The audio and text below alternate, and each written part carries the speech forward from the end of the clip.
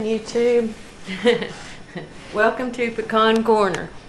I'm Tina, and today I'm going to repair a pair of work gloves. These are leather work gloves. They're new gloves, so well they were new last year, but I obviously I'm left-handed, and I'm obviously using my left thumb an awful lot. That's a big stress point on the pair of gloves. These are nice, soft leather gloves.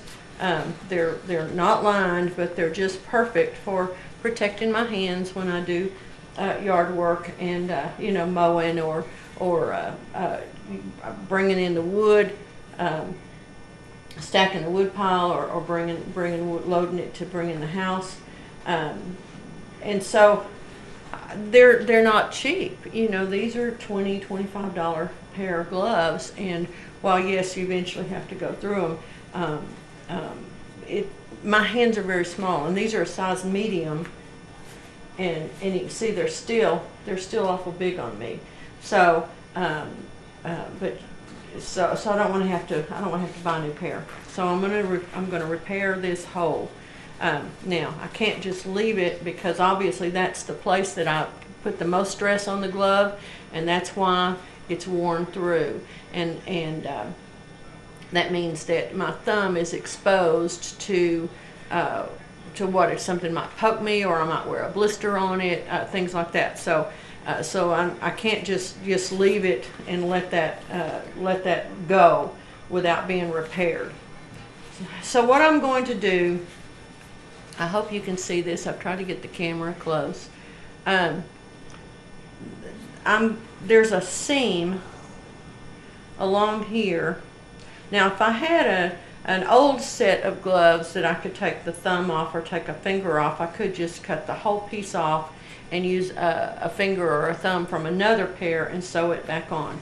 But I don't have that. What I do have is some nice, so this is actually a stronger, thicker leather than what was used on the gloves. So this is actually a good piece to make a repair with, because it'll be actually stronger than the original leather was. So I have this leather that I'm going to use as a replacement piece. What I'm going to do is, see where those seams are? There's a seam all the way around the end of that finger. I'm going to cut it. I'm not going to cut all the way through, because I don't want to sew any more than I have to, but I'm going to cut right along there and take this off. Now, I've got my little scissors. I actually have these little pointy scissors that look like storks. These are embroidery scissors, or you might find them called needlepoint scissors. And they're very, very, very sharp, and they're very thin and very pointy. And because of that, they're great for ripping out seams, because you can get in, you can get that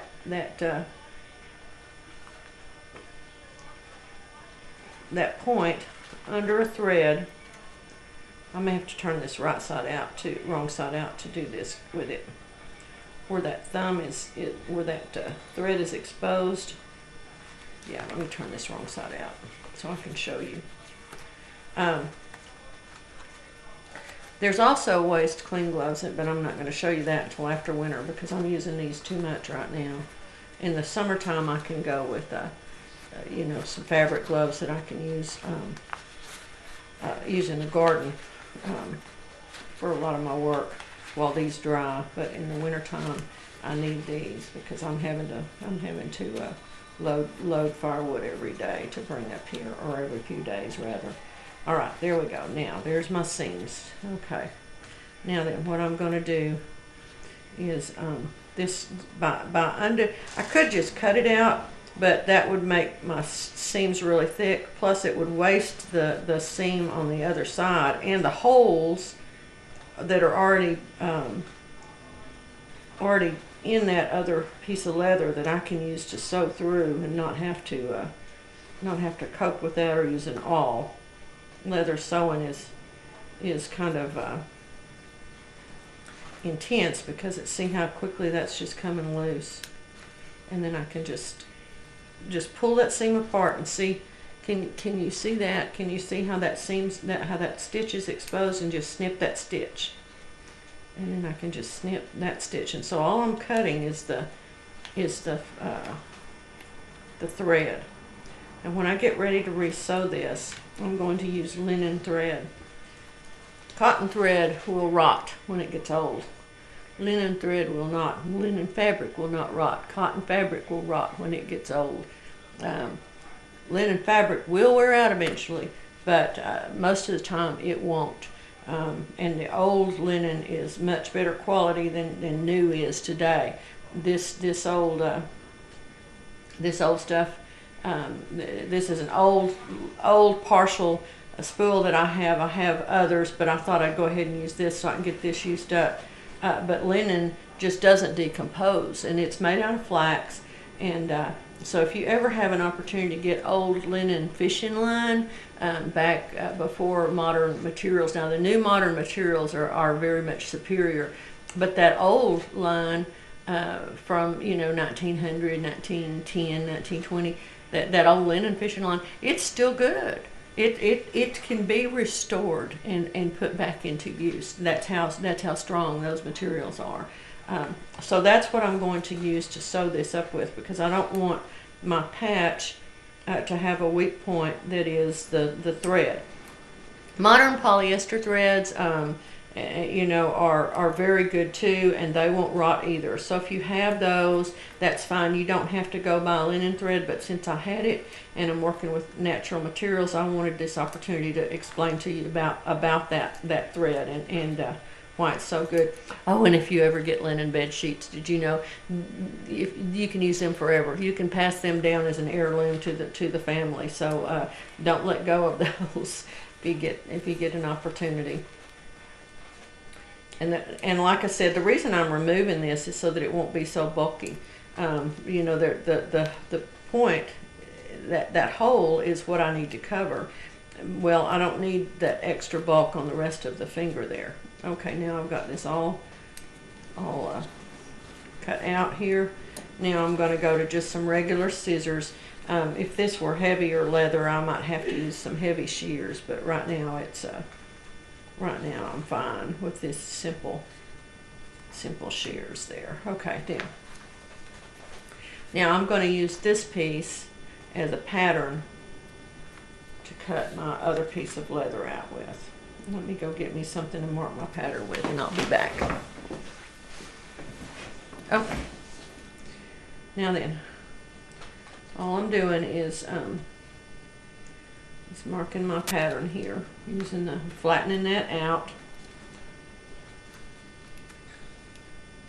In fact, it might be better to do it there we go. I'm putting it out where that fold line is facing down, because it'll be easier for me to flatten it. Okay. Now I'm just going to draw on, and I'm going to draw on the opposite side, on the wrong side of it, so that my ink mark here won't show. You can use chalk if you want to mark a pattern that you don't want to show later. Chalk is certainly the thing to do. I'm marking this bottom edge, but I'm not gonna actually cut that bottom edge right now. I may not need to. And this, although this is thicker leather, it's still thin enough that I can cut it with regular. I have good scissors, and I protect my good scissors, and I don't allow them to be used for just anything. So every so often I buy, packages of these ultra cheap, made in China, plastic handles, kinds of scissors, and I use them. I'm left-handed, so left-handed scissors are expensive, and I have two pairs of left-handed whiskers, and those are for material only. Anything else would cause them to be dull. But these are designed ergonomically, so they work with either hand comfortably.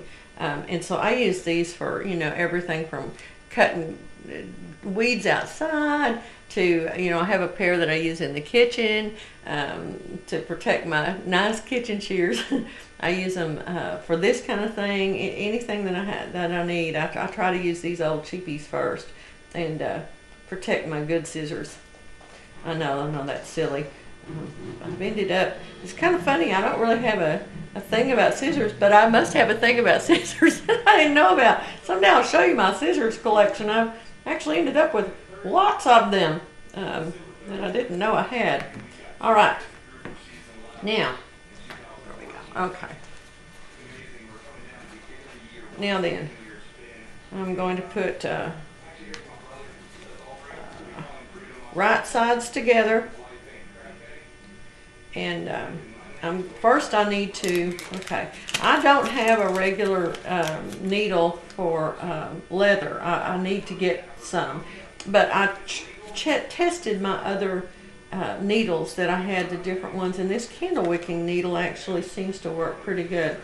So what I'm going to do with it is I'm going to poke holes through this leather right up against the seam. See, this needle goes through real good, and I don't have to have pliers to pull it through with, and I don't have to have an awl. So what I'm going to do is I'm going to go through and I'm going to poke holes all the way around here so that my holes are prepared for my needle. The thumb, I don't have to poke the holes in. I'm just going to pull out the material because it's already, I'm going to reuse those same holes that are there. That way I don't weaken the leather by making new ones. And then I'll be back and show y'all what I do then. All right, I'm back. I have punched holes with my needle. If you're using leather that's too thick for your needle to go through, you have to use an awl for it. But I've punched holes all the way around. I've also punched holes across here. And now this was very thin, and the needle will go right through it. But I have also punched holes across here. I'm going to reuse those holes, like I said earlier. Because this piece is so much thicker than the leather of the original glove, I'm not going to sew it wrong side out like I would if I were repairing a nice, now this is nice soft glove leather, but if I were repairing a pair of, say, dress leather gloves, you know, nice kid gloves, I would do my sewing on the wrong side, but I'd be using a much nicer piece of leather to do it, much softer and thinner piece to do it with. So what I'm going to do is I'm putting wrong sides together, and I'm going to start now I'm going to start by lining up my holes here. My glove is almost, if anything, too long for me. So I want to be real sure that I don't have a short piece down on this end. I'd rather it be too short up at the top than that. All right, so what I'm going to do is I'm going to give a little extra space down there at the bottom so that I have plenty of room to sew that across when I'm done. And now I'm going to thread my needle. I've got 2 thimbles out here. You really need thimbles when you sew. They can be cheap ones. I've got this is a beautiful antique silver one. And then this one is an inexpensive, it's also an antique, but it's an inexpensive brass one. You will find gold thimbles. You don't see gold thimbles as much anymore because people kept scrapping them, which is a shame. Because they're beautiful little things, and they don't have enough gold in them to make them worth scrapping, and they're just such a sweet and lovely thing to have. But anyway, you need some kind of a thimble. If you don't have a metal thimble, you can buy them cheap, new ones, and you can also buy them in almost any junk store will have some. You can make a thimble out of leather even, but you do need some thimbles if you're gonna. And I wear one on that middle finger because that way it's out of my way. It's not interfering with my ability to use my fingers, but it's there if I need to use it to push that needle through. That's what you use a thimble for, is to push that needle through so that the point of that needle isn't tucked into your hand. Thimbles are as old as sewing itself. They were invented just almost immediately after sewing was. All right, I'm going to put together thread my needle here. Get the end of my thread. These old spools, when they get down this low, they're coming off. All right. thread my needle. This one has a nice big eye on it, so I don't have to go get a needle threader to do it with. Can't see as well as I once did. I'm going to tie a knot. To tie a knot in your thread, when you pinch the end of the thread like that. Wrap it around your finger twice. See that? Roll that finger, roll it up just like that, where it's tangled together, and then put your fingernail right at the top edge of that and pull down, and it will tangle that into just a nice knot.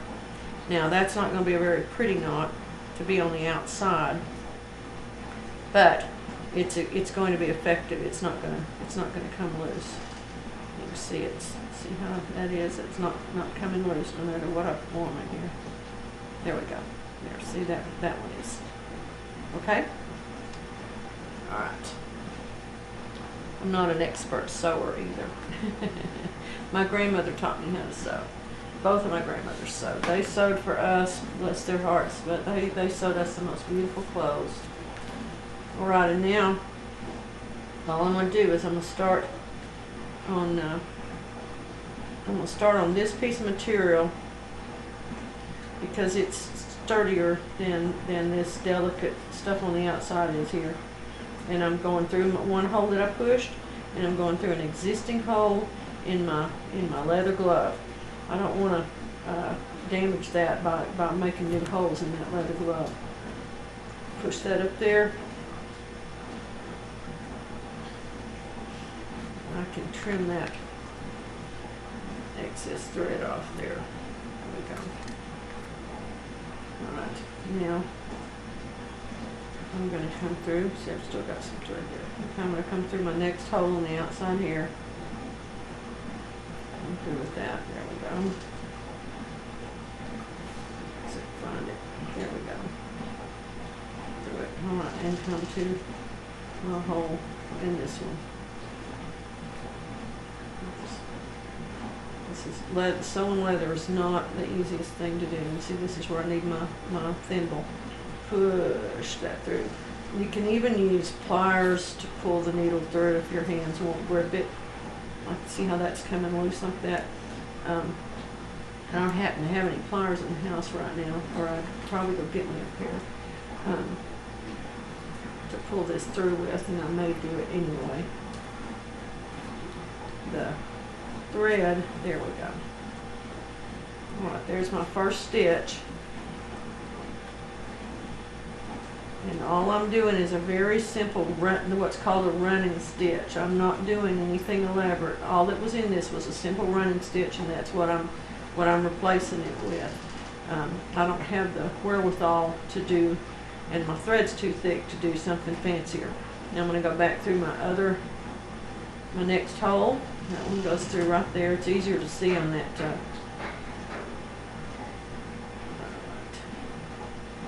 And through the next matching hole. I may not hit every hole in the original pair of gloves because they were machine sewn very finely, and I don't have.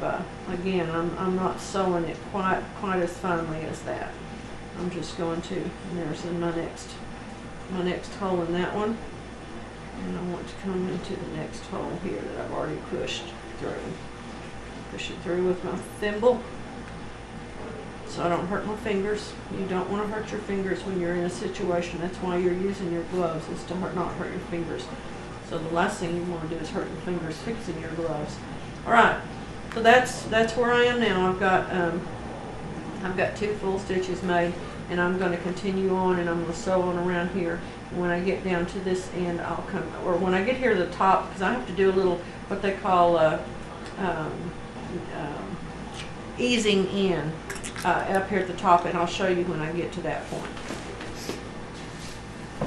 All right, now I'm at the top of the thumb, and you see how much wider that bottom half is than the top half. That is where I'm going to ease in some allowance. And the reason for that is if you take 2 flat pieces of material and you sew them together, you don't have room for thickness. And so by having one side a little bit wider than the other one, I can pull that in, and almost it's like gathering. See how that looks almost corrugated, you know, because it's gathered up like that. That allows space in this side of the thumb so that it'll bend easily. See that? I'm allowing it on the outside of the thumb because that's where the pressure is going to be when I bend my thumb, is on that outside edge. And so that's where I'm allowing a lot of extra room so that it will bend easily. And so all I'm doing is I'm continuing to follow my original, the holes I posted here and my original holes in this other side. And as I do that, it's bunching this up. And so by the time I get to this other side of that thumb, I want these sides to be even again. You see what I'm saying? So I want them to all be like that. So I'm going to be very careful that I skip 2 or 3 holes if I need to at every stitch on this top edge so that I pull all of that space in there.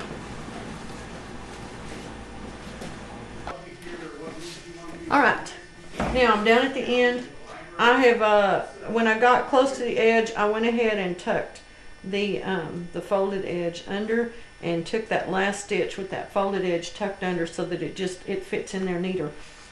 Rather than pull the 2 raw ends together and stitch them like this, but I'm not going to do that on this. And the reason I'm not is because this leather is so thick that would create a bulge there, and that bulge would be right there. And if I'm working with this glove, that's going to rub, and so the glove itself could actually cause friction and maybe even cause a blister.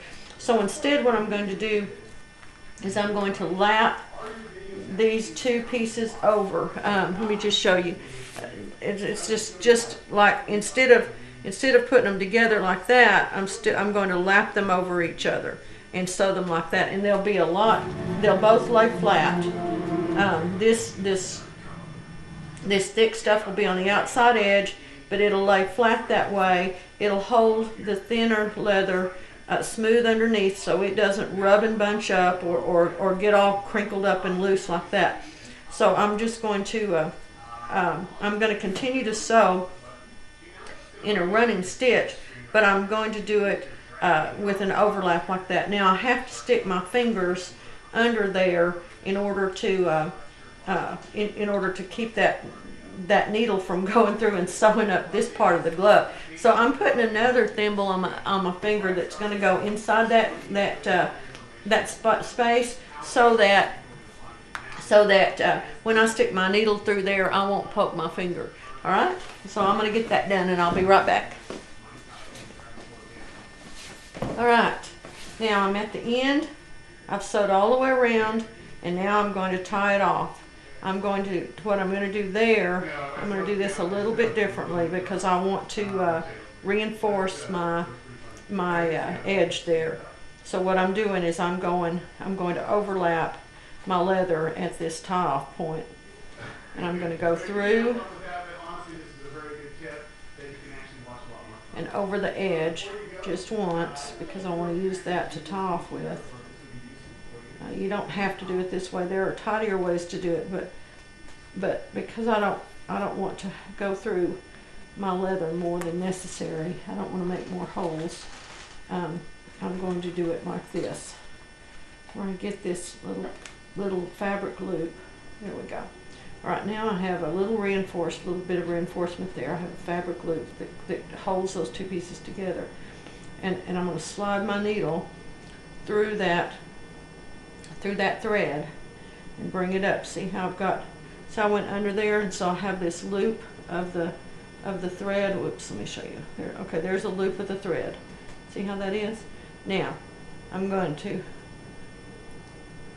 bring my needle back up through that loop and pull that down, and that's going to tighten up and make the beginning of a knot.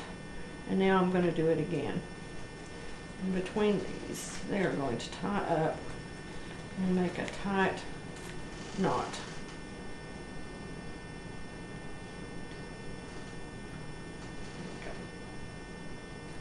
Come up through there and do it once more and pull it pull that straight, and there is a tight knot. Now I can cut it off.